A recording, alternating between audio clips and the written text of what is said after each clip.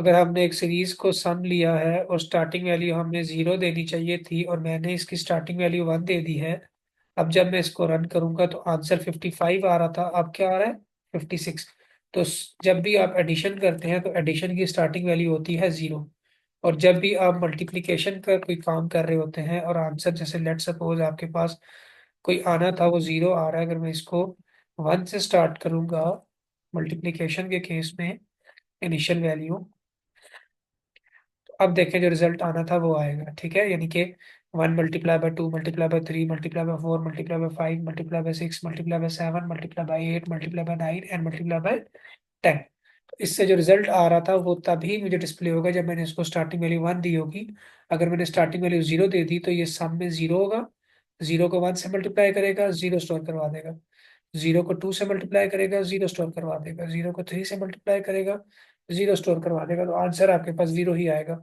तो मल्टीप्लिकेशन के केस में हम रखते हैं 1 और एडिशन के केस में हम रखते हैं 0, और ये सात चीज मैंने मेंशन कर दी। अच्छा, इसी प्रोग्राम के ऊपर दोबारा आएंगे और शेप्स के अंदर जो मैं आपको एक बात कह रहा था कि मैं ये चाहता हूँ कि ये जो साइज ऑफ द शेप हम प्रिंट करवा रहे हैं यूजर की मर्जी की, ये मैं प्रोग्राम रन करता हूँ, मुझसे वो साइज पूछता है, मैं साइज डिफाइन करता हूँ, शेप ड्रा होती है, मैं इसको क्लोज करता हूँ, फिर रन करना पड़ता है। ऐसे केस में हम क्या करते हैं, यूजर को लूप लगाकर इस प्रोग्राम के अंदर ही रखते हैं, एग्जिट नहीं करवाते। ठीक है, यूजर को लूप के अंदर ही रखते हैं और यूजर को एग्जिट नहीं करवाते। अब क्या करेंगे यहाँ पर, हम इसके लिए एक और लूप यूज करेंगे जिसको हम कहते हैं वाइल लूप। ठीक है, वाइल लूप क्या करता है, मोस्टली वाइल लूप को हम वहां पर इस्तेमाल करते हैं जहां पर हमने यूजर की मर्जी के मुताबिक आइट्रेशंस करनी होती हैं। ठीक है, जहां पर हमने यूजर की मर्जी के मुताबिक आइट्रेशंस करनी होती हैं वहां पर हम वाइल लूप का इस्तेमाल करते हैं। यानी कि यूजर जब तक चाह रहा है हम उसको प्रोग्राम रन करवा कर देते रहेंगे, और जैसे ही यूजर कहेगा कि बस अब मैंने मजीद आइट्रेशन नहीं करनी, मजीद मैंने प्रोग्राम रन नहीं करना, तो फिर हम उसको स्टॉप कर देते हैं।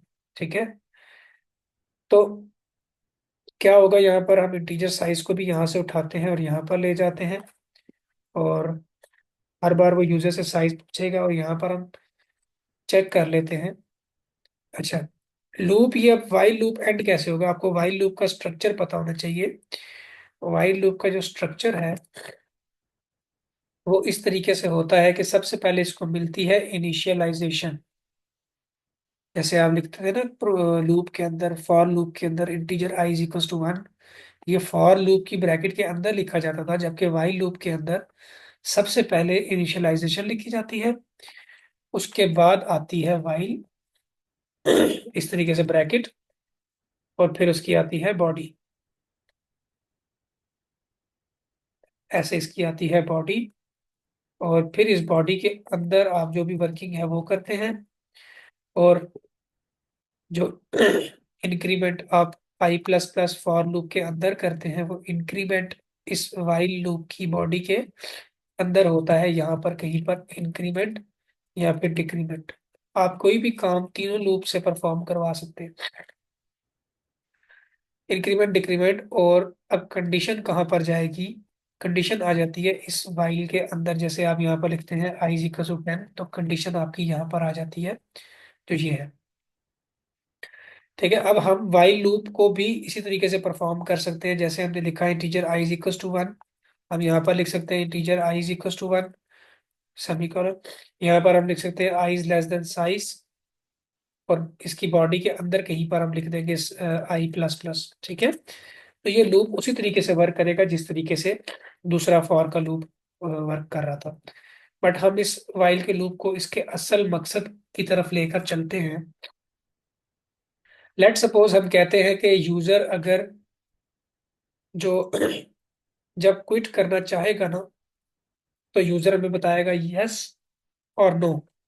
यस का मतलब होगा कि वो दोबारा काम करना चाहता है, या यस का मतलब होगा क्विट, और नो का मतलब होगा कि वो क्विट नहीं करना चाहता बल्कि वो दोबारा से ये फंक्शन परफॉर्म करना चाहता है। तो अब यहाँ पर यूजर का ओपिनियन यानी कि ओपी रख लेते हैं, और इस ओपी को हम स्टार्टिंग वैल्यू दे देते हैं यस। ठीक है, कि इट्स मीन यूजर चाहता है प्रोग्राम चले। तो फर्स्ट टाइम क्योंकि प्रोग्राम ने चलना है तो हमने कहा यूजर चाहता है प्रोग्राम चले, तो हमने स्टार्टिंग वैल्यू यस दे दी। और हमने कहा कि इफ, सॉरी इफ नहीं लगेगा, डायरेक्ट कंडीशन लगेगी कि अगर O P equal equal to Y होगा, स्मॉल वाई, तो ये प्रोग्राम रन होगा। ठीक है, अब इससे ये प्रोग्राम कभी भी नहीं रुकेगा क्योंकि मैंने इसको कोई स्टॉपिंग वैल्यू दी ही नहीं, नो वाला ऑप्शन दिया ही नहीं। मैं कहूँगा 10 तो 10 की शेप आ जाएगी, कहूँगा 20 तो 20 की शेप आ जाएगी, 30, 5, 11। अब मैं इसको रोकना चाह रहा हूँ तो कैसे रोकूंगा, कोई एग्जिट की स्टेटमेंट ही नहीं है। तो एग्जिट की स्टेटमेंट डालने के लिए जब फर्स्ट टाइम ये शेप ड्रॉ हो जाएगी तो इसके एंड पर मैं यूजर से पूछूंगा कि do you want to continue और एग्जिट। ठीक है, और यहाँ पर ब्रैकेट में लिख दूंगा Y for N for exit, N, या फिर एन फॉर एग्जिट, बल्कि नहीं, हम यूजर से कहेंगे कोई भी आप की प्रेस करें हम आपको एग्जिट करवा देंगे। अगर आप कंटिन्यू करना चाहते हैं तो आप वाई प्रेस करें। तो हम लिखते हैं if you want to continue, if you want, या इस पे अगेन लिख देते हैं draw shape again type yes. ठीक है, अब इससे क्या होगा कि यूजर वाई प्रेस करेगा, या टाइप की जगह प्रेस लिख देते हैं, प्रेस वाई। तो यूजर जैसे ही प्रेस करेगा वाई तो हम उसको लूप दोबारा से चलवा देंगे। तो हमने यहाँ पर क्या करना है, गेट करना है वो ओपी, ताकि यूजर को एंटर ना प्रेस करना पड़े। यूजर जैसे ही वाई प्रेस करेगा ये उसको गेट कर लेगा, और गेट करने के बाद देखेगा कि अगर वो यूजर ने जो की प्रेस की है वो वाई की है तो इसका मतलब ये दोबारा से चलेगा। और अगर वो वाई की ना हुई, वो कोई और की हुई, तो इट्स मीन उसने एग्जिट करना है। ठीक है, अब इसको रन करते हैं। यहाँ पर सेमी कॉलन आता है इस तरीके से। अब इसको रन करते हैं। गेट सी एच के लिए कोनियो लगाना पड़ता है।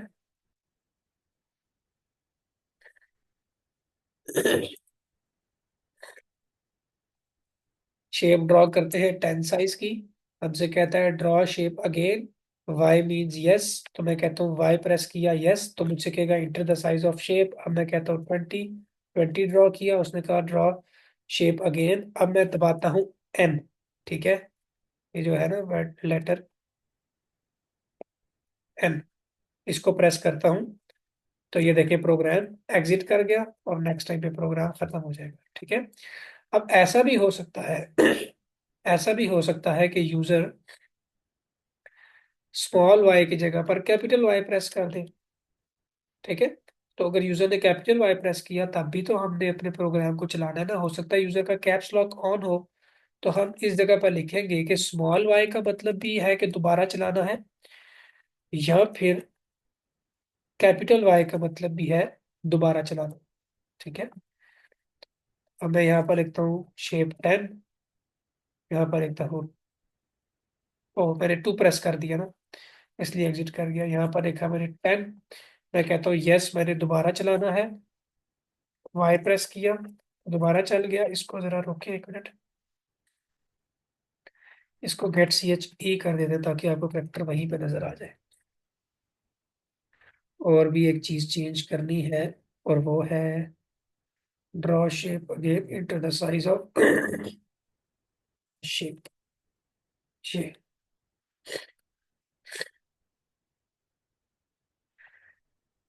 Inter the size of shape 10, Y press किया तो देखिए अभी स्मॉल वाई लिखा था, दोबारा से आ गया inter the size of shape. 15 press किया, अब मैं कैपिटल वाई लिखने लगा हूँ, तो देखिए कैपिटल वाई से भी क्या हुआ, प्रोग्राम दोबारा रन हुआ। मैंने 20 लिखा। अब जब मैं नो लिखूंगा या कोई भी और की प्रेस करूंगा तो वो इस प्रोग्राम को नहीं चलाएगा। ठीक है, एग्जिट कर जाएगा। तो ये होता है कि हम यूजर से एज अ करेक्टर इनपुट ले सकते हैं।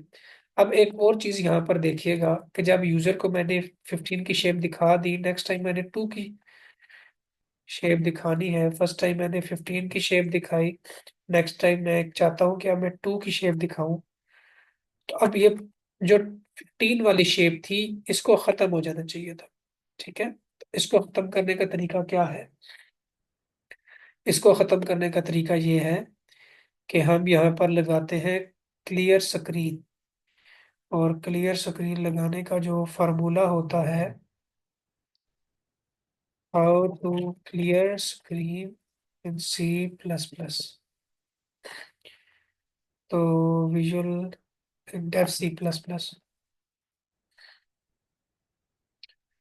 हेडर फाइल stdlib इस्तेमाल होगी, और सिस्टम CLS की जो कमांड है, ये स्क्रीन को क्लियर कर देगी। ठीक है, जैसे मैं हर दफा नई शेप बनाने से पहले प्रीवियस स्क्रीन को मैं क्लियर करना चाहता हूँ, तो क्या होगा? मैं सिस्टम CLS लगाऊंगा, स्क्रीन क्लियर हो जाएगी। और इसको यूज करने के लिए STD लाइब्रेरी का इस्तेमाल करना पड़ेगा। और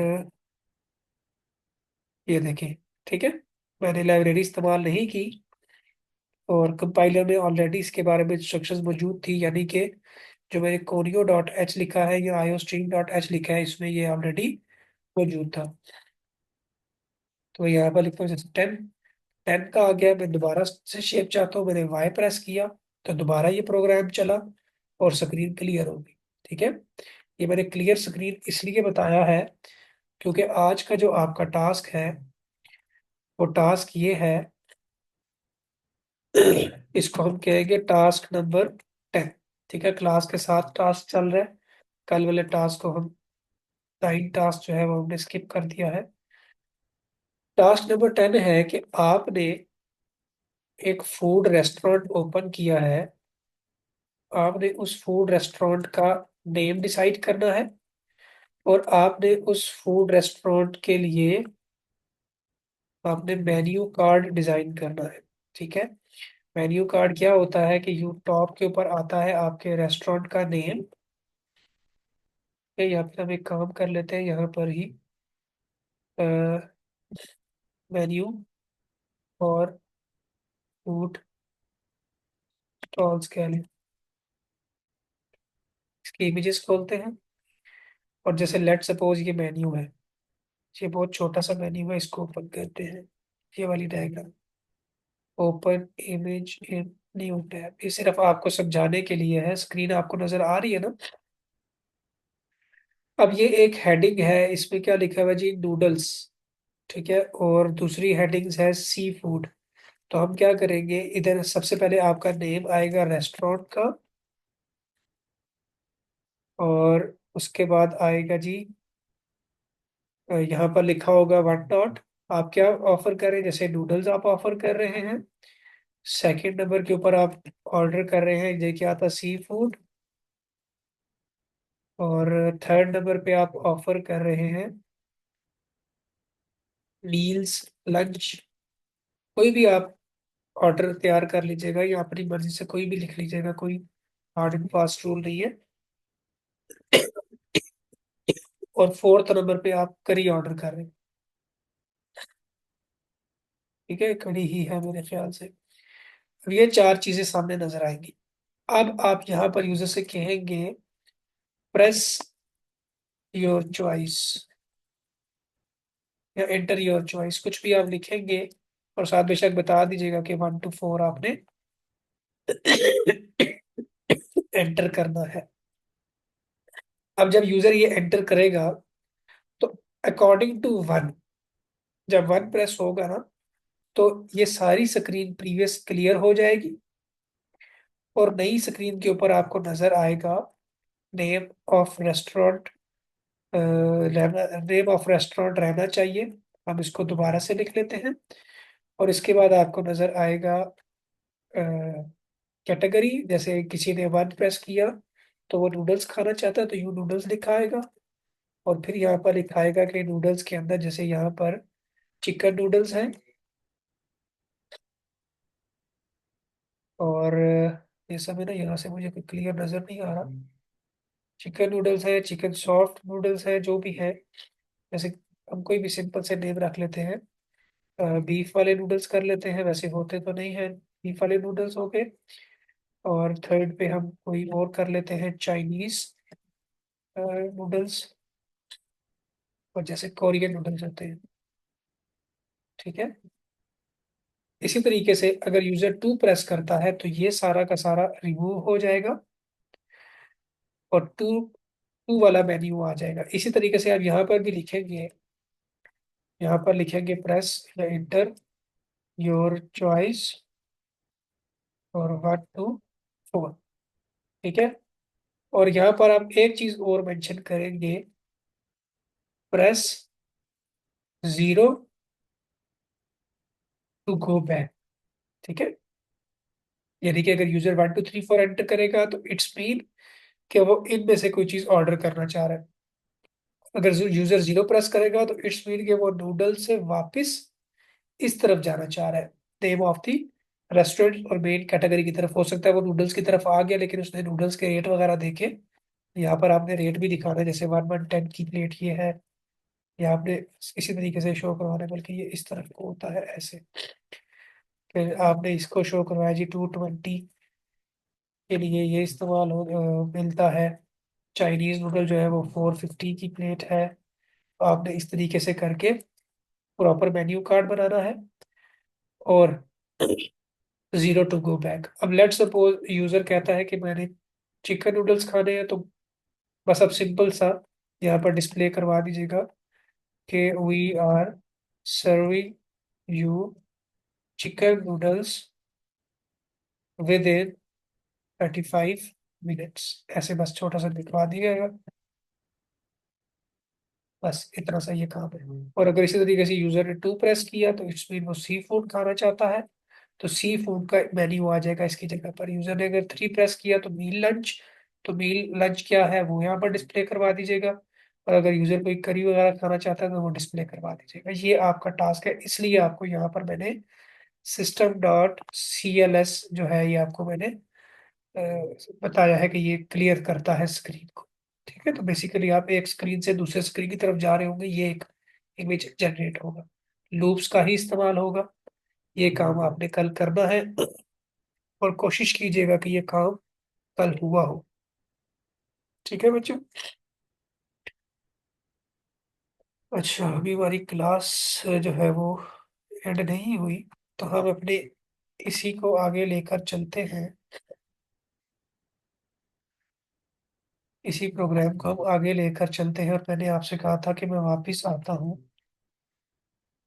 अपने उस प्रोग्राम की तरफ।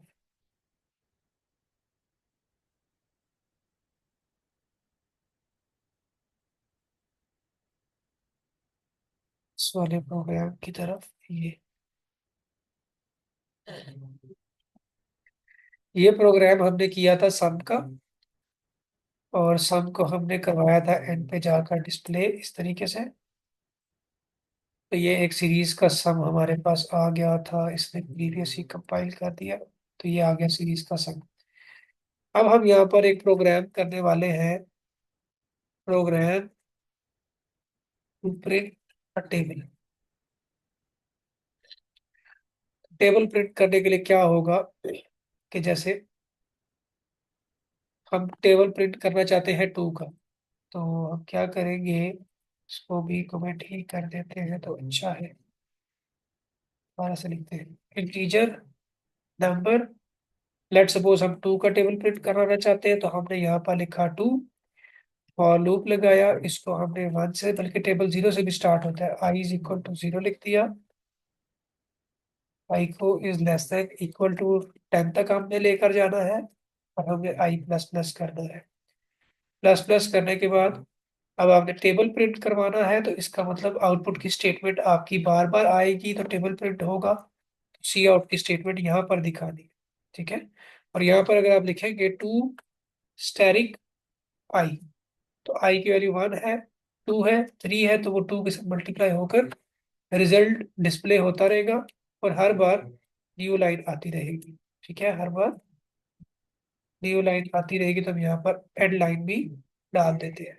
इसको आप एग्जीक्यूट करेंगे, सम क्योंकि मौजूद नहीं है तो उसको एरर दे रहा है सम पे।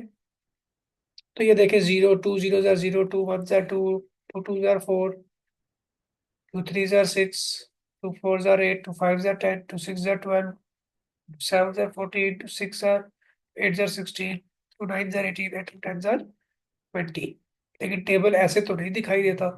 टेबल कैसे दिखाई देता है कि सबसे पहले लिखा होता है 2 × 1 = 2 फिर लिखा होता है 2 × 2 = 4।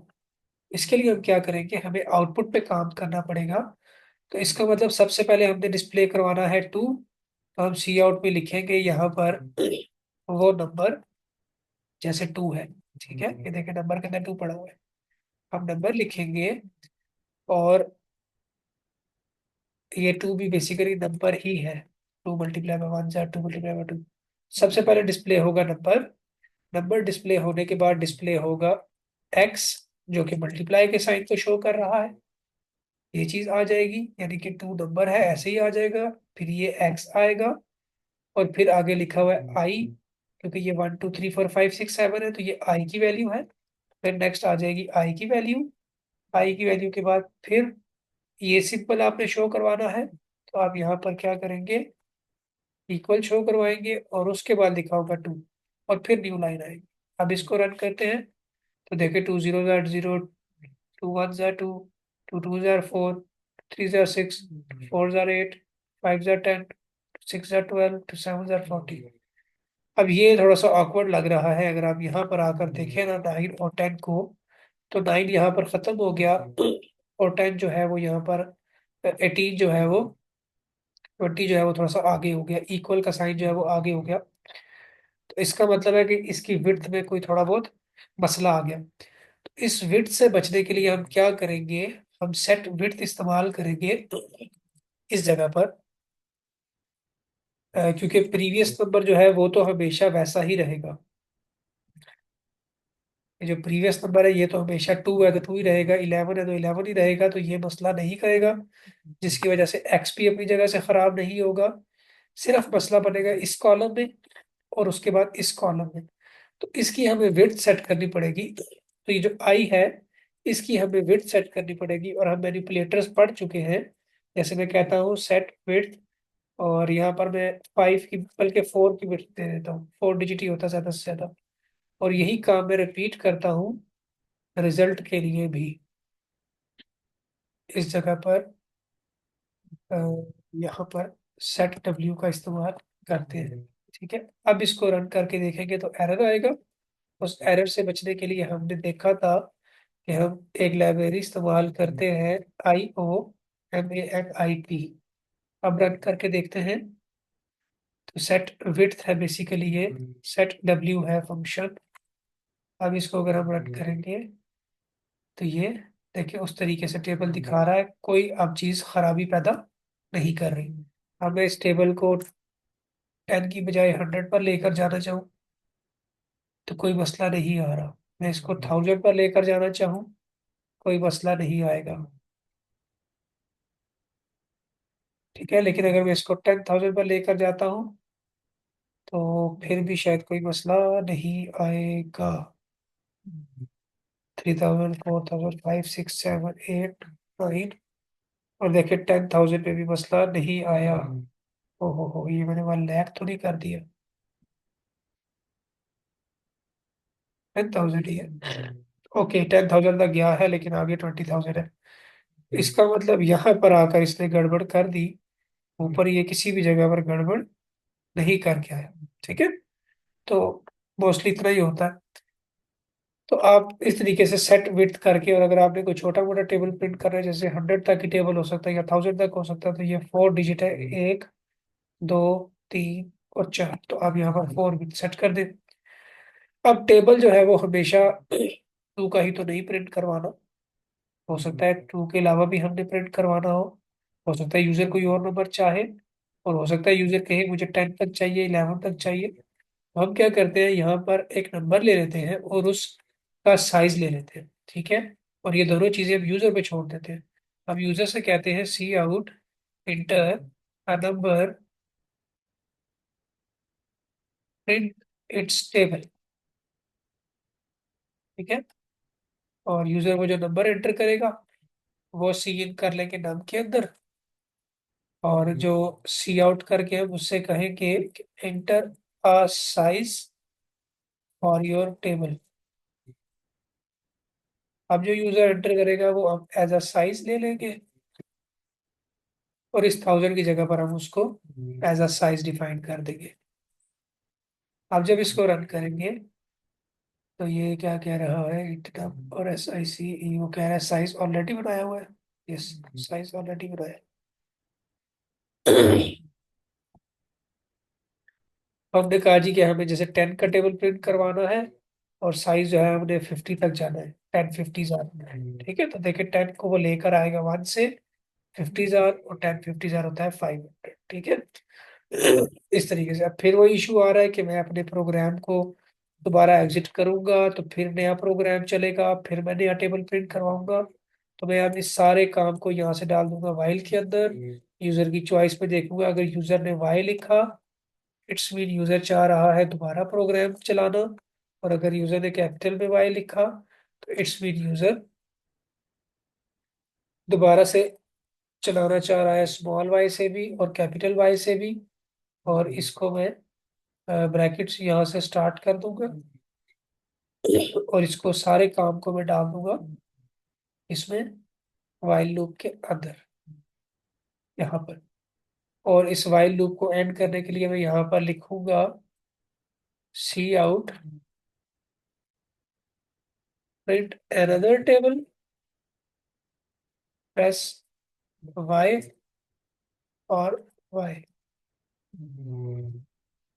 अगर कोई और टेबल प्रिंट करना है तो ये करें, और यहाँ पर मैं लिख देंगे यूजर की चॉइस, यानी कि ओपी ओपिनियन गेट करेक्टर, और ये हो गया इस तरीके से। ठीक है, ये गेट करेक्टर कर लेगा। अब ओपी हमने ऊपर कहीं पर डिफाइन नहीं किया, तो हम क्या करने वाले हैं कि यहाँ पर करेक्टर ओपी, और इसको स्टार्टिंग में हम वाई वैल्यू देंगे ताकि फर्स्ट टाइम ये चले, इस तरीके से चले। और जब भी प्रिंट करवाना होगा तो उससे पहले system into C L S और सेमी कॉलन। अभी अगर एरर आएगा तो इसका मतलब है कि सिस्टम का एस हमने स्मॉल लिखना है। ठीक है, ये देखिए एरर आ गया, वो कह रहा है semi colon expected this before OP. नहीं क्यों कह रहा है, पर इसका एस छोटा है। अभी चेक करते हैं, ये लाइन नंबर दे रहा है, ये क्या पाया है। तो इसको रन करते हैं। प्रिंट हम करवाना चाहते हैं 10 का टेबल, और 10 50 जार प्रिंट करवाना है। यस लिखेंगे, मैंने गलती से टी प्रेस कर दिया है। बच्चों कोई क्वेश्चन है तो पूछ ले, क्लास एंड आने वाली। 15 का टेबल प्रिंट करवाया, और 15 को हम 30 तक लेकर गए। 15 30 जार होता है 450। इसको हम दोबारा प्रिंट करवाना चाहते हैं, यस प्रेस करेंगे तो दोबारा से हम लिखेंगे 7। 7 का टेबल प्रिंट करवाना है तो यहाँ पर लिखेंगे 9 टाइम्स, तो 7 9 जार 63, और मैं कोई भी की और प्रेस करूंगा प्रोग्राम एंड हो जाएगा। इसी तरीके से अगर आप चाहते हैं कि आप डेसिमल करें तो अब यहाँ पर लिखिए फ्लोट, और यहाँ पर लिखा है आपने नाम। अब जब आप इसका प्रिंट करेंगे टेबल तो आएगा 7.9 का टेबल, और इसको आपने चलाना है 8 टाइम्स। तो देखिए 7.9 0 जार 0, 7.1 जार, ये 2 जार, ये 3 जार, ये 4 जार, ये 5 जार। ठीक है, इस तरीके से आपका जो टेबल है वो प्रिंट हो जाएगा। अगर कोई इशू नहीं है तो मुझे जल्दी से मैसेज कर दें कि नो इश्यूज, क्लास में शेयर कर देता हूँ।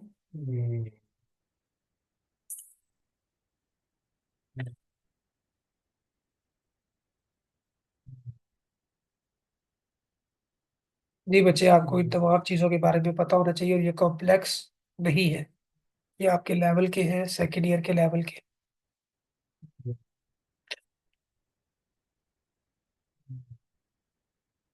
ठीक है बच्चों, क्लास एंड होने लगी है, फिर इंशाल्लाह कल मुलाकात होती है कल। ओके, अल्लाह हाफिज।